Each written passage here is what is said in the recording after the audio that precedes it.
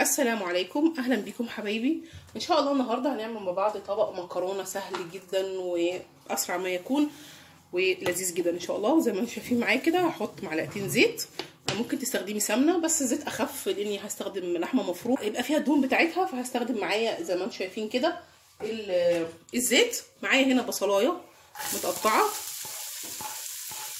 هشوحها كده بس يعني مجرد ما احس انها دبلت شويه، مش عايزه لونها يغير.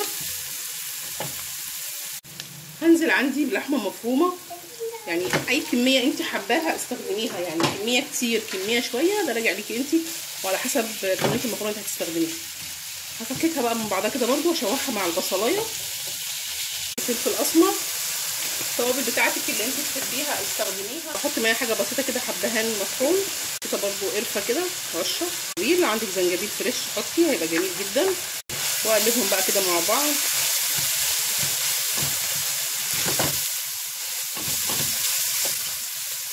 انا بحط الملح في الاخر علشان خاطر ما يبطئليش عمليه السوى.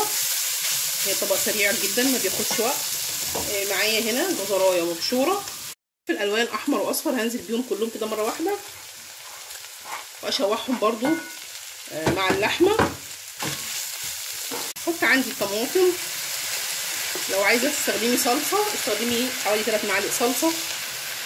حطي عليهم كوبايتين ميه.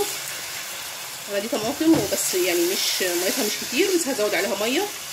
معايا علبه قشطه دي 200 جرام، نزل بيها كده.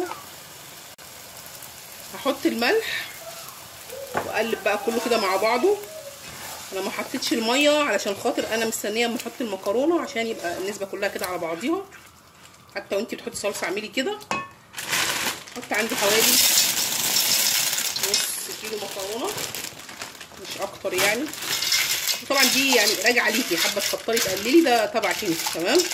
العلبه بتاع القشطه انا عشان خاطر بقايا القشطه اللي في العلبه حطيت فيها الميه يعني عشان استفيد بكده. اهي كده خلاص مظبوطه عندي. هجيب بقى الميه شايفين كده اهي.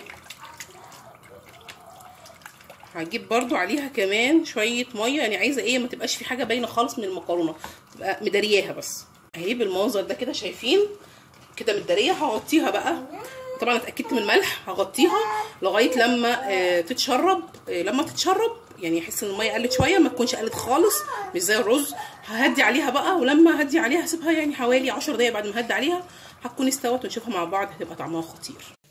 زي ما انتم شايفين شكل الطبق بتاعي جميل جدا، والمكرونه عندي استوت واللحمه مستويه وفي كل حاجه، فلفل وطماطم ولحمه ومكرونه، يعني طبق متكامل مش محتاج اي حاجه جنبه.